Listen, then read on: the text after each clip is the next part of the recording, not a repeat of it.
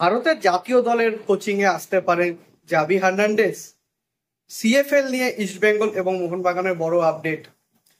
নতুন স্ট্রাইকার আসতে পারে ইস্টবেঙ্গলে। এবং ফাইনালি এই চ্যাম্পিয়ন খেলোয়াড়কে ছেড়ে দিল মোহনবাগান। তো hello guys, welcome to channel Bangesh ভিডিওতে আপনাদের সবাইকে আরেকবার স্বাগত। আজকে আমি নিয়ে এসেছি মূলত আমাদের কলকাতার দুই প্রধানের আপডেট। তো একদম দেরি না করে চলুন ভিডিওটা শুরু করা যাক। আবার প্রথমেই যে চমকপ্রদ নিউজটা দিয়ে শুরু করব সেটা হলো, আপনারা সকলেই জানেন যে আমাদের যে এআইএফএফ অর্থাৎ যারা আমাদের কার্যকরী সংস্থা আমাদের দেশের ফুটবলের, তারা কিন্তু 170 জন কোচ মানে ইন্ডিয়ার ন্যাশনাল টিমের হেড কোচ হওয়ার জন্য অ্যাপ্লাই করেছিলেন।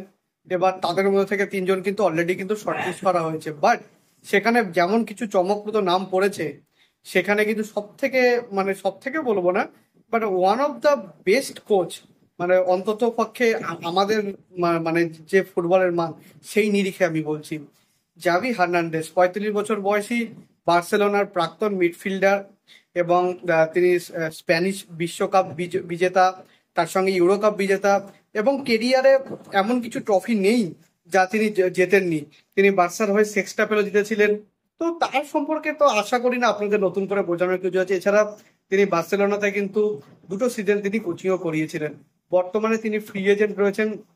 আর এছাড়া কদিন আগে তার একটা ইন্টারভিউ তিনি বলেছিলেন যে তিনি আইএসএল ফলো করেন, বিশ্বের সব লিগের সাথে আইএসএলটা ফলো করে, কারণ সেখানে প্রচুর স্প্যানিশ কোচ এবং স্প্যানিশ প্লেয়াররা কিন্তু খেলে। তো সেই আগ্রহ থেকেই মোস্ট প্রবাবলি তিনি কিন্তু অ্যাপ্লাই করেছিলেন মানে ভারতের জাতীয় দলের হেড কোচ হবার জন্য। বাট তার হয়তো স্যালারি ডিমান্ডটা কোনোভাবেই মিট করতে পারতো না আমাদের এআইএফএফ। তো সে কারণে কিন্তু তার সঙ্গে মানে তাকে শর্টলিস্ট করারও কিন্তু প্রয়োজন বোধ করেনি এআইএফএফ। যদি তাকে করতে পারতো তাহলে সেক্ষেত্রে কিন্তু আমাদের ইন্ডিয়ান ন্যাশনাল টিম কিন্তু একটা বড় একটা বুস্ট পেতো। তার মতো একজন কোচ যদি মানে আমাদের জাতীয় দলের কোচ মানে হতে পারে, তাহলে সেক্ষেত্রে এর থেকে ভালো জিনিস আমার মতে তো আর কিছু হতো না। দরকার পড়লে, যদি দরকার পড়তো, তাহলে সেক্ষেত্রে হয়তো আমাদের ফ্যানরাও কিছু কিছু টাকা হয়তো আমরা ডোনেট করতাম, দিয়ে আমাদের জাতীয় দলের কোচ হিসাবে আমরা জাবিকে মানে আনতে পারতাম। যাই হোক, আজ হয়নি, যেটা আশা করি কাল আমরা দেখতে পাবো। এবং আশা করি জাভির মতো এরকম মানের একজন কোচকে আমরা জাতীয় দলের হেড কোচ পদে খুব শীঘ্রই দেখতে পাবো, এবং যাতে আমাদের ইন্ডিয়ান ন্যাশনাল টিম উন্নতি করে। তো আপনাদের কি মতামত, জাভিকে কি আনা উচিত ছিল? আমার কিন্তু অবশ্যই কমেন্টে জানাবেন। আমরা কিন্তু কথা বলবো সিএফএল ডার্বি সম্পর্কে, যা কিন্তু 26শে জুলাই অর্থাৎ কালকে কিন্তু অনুষ্ঠিত হবে কল্যাণী স্টেডিয়ামে। তো সেইখানে কিন্তু সিএফএল ডার্বিতে কথা ছিল ইস্ট বেঙ্গল মোহনবাগানের বিপক্ষে তাদের 6 জন যে ফার্স্ট ইলেভেনের ফুটবলার তাদেরকে কিন্তু নিয়ে আসবে।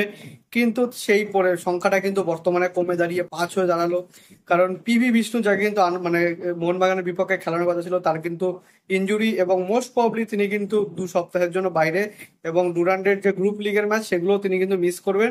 আর সিএফএল তো খেলার কোনো রকম প্রশ্নই নেই।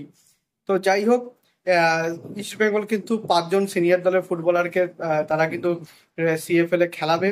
এবং মোহনবাগানে যদি আপডেটে আসা যায়, তাহলে মোহনবাগানও কিন্তু সিনিয়র টিমের 5 জন ফুটবলার, যে মানে অলরেডি 3 জন তো আপনারা জানেনই কারা। সেটা সুহেল আহমেদ ভাট, দীপেন্দু বিশ্বাস এবং গ্লেন মার্টিন্স। এই 3 জনকে তো অনেক দিন ধরেই মানে আমরা দেখতে পাচ্ছি প্র্যাকটিসে। এবং তার সাথে কিন্তু আরো একজন আছেন অভিষেক সূর্যবংশী, তাকেও কিন্তু মানে রেখেছে স্কোয়াডে। তবে এখনো অবধি আমরা শিওর না যে কজন খেলবে। তবে মূল একাদশে আমার মনে হয় সুহেল, গ্লেন এবং ডিফেন্সে দীপেন্দুর, এই 3 জনের কিন্তু ফার্স্ট ইলেভেনের খেলার সম্ভাবনা বেশি।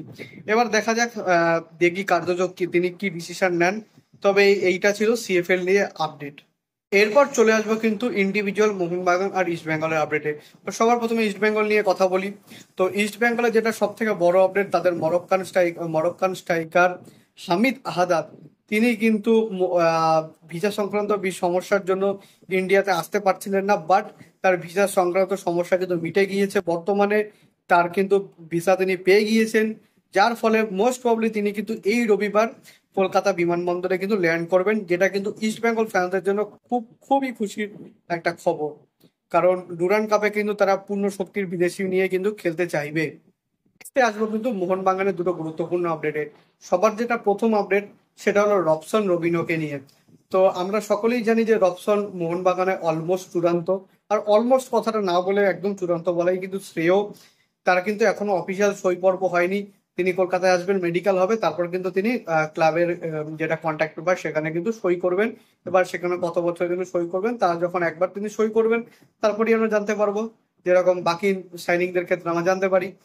তো সকলের মনে একটা প্রশ্ন ছিল যে রবসনকে কিন্তু ষষ্ঠ বিদেশি নাকি সপ্তম বিদেশি হিসাবে রাখবে, যে রবসনকে আইএসএল এর জন্য এবং ডুরান্ড কাপ, সুপার কাপ সব টুর্নামেন্টই তাকে খেলানো হবে, নাকি তাকে রেখে দেওয়া হবে যেরকম নুনো রেসকে রেখে দেওয়া হয়েছিল ACL 2 এর জন্য।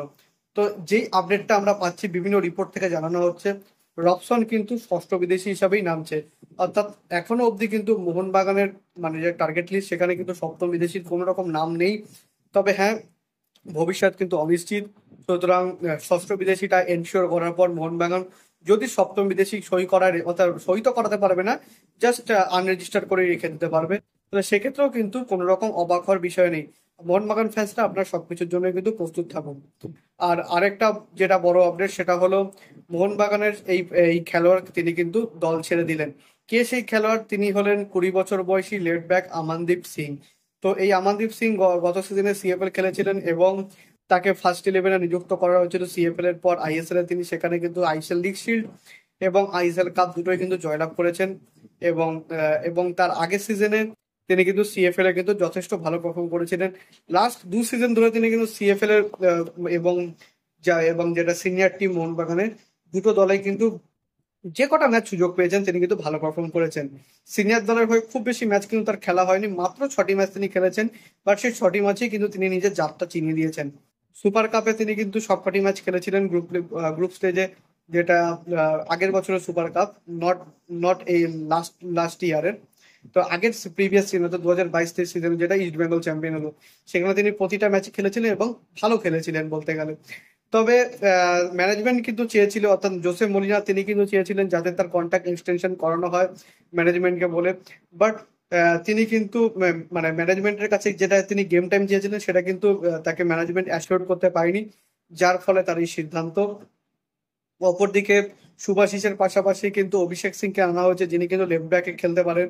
তো সে কারণে তিনি বুঝতে পেরেছেন যে তার হয়তো আর কোনো রকমের জায়গা হবে না। তো সেই কারণে তিনি কিন্তু মানে দল ছেড়ে দিলেন এবং বর্তমানে তিনি ফ্রি এজেন্ট। এবার দেখা যাক কোন ISL ক্লাব তাকে মানে পাবে আর কি, নিতে পারে, কারণ বর্তমানে তিনি ফ্রি এজেন্ট। তো দেখা যাক। তো মোহনবাগান ফ্যান্সরা এই সব সিদ্ধান্ত নিয়ে আপনাদের কি মতামত আমাকে কিন্তু অবশ্যই কমেন্টে জানাবেন। সো এইটুকুনি ছিল আজকে আপডেট ভিডিও। যদি ভিডিওটা ভালো লেগে থাকে ভিডিও অবশ্যই লাইক করবেন, চ্যানেল সাবস্ক্রাইব করে বেল আইকনটা অবশ্যই প্রেস করে দেবেন আমাদের সমস্ত ভিডিওর আপডেট নোটিফিকেশন সবার আগে পাওয়ার জন্য। এছাড়া আপনার আমাদের সোশ্যাল মিডিয়া হ্যান্ডেল ফলো করতে পারেন, লিংক আমি ডেসক্রিপশনে ফার্স্ট করে দিয়ে রাখবো। So make sure you must follow them.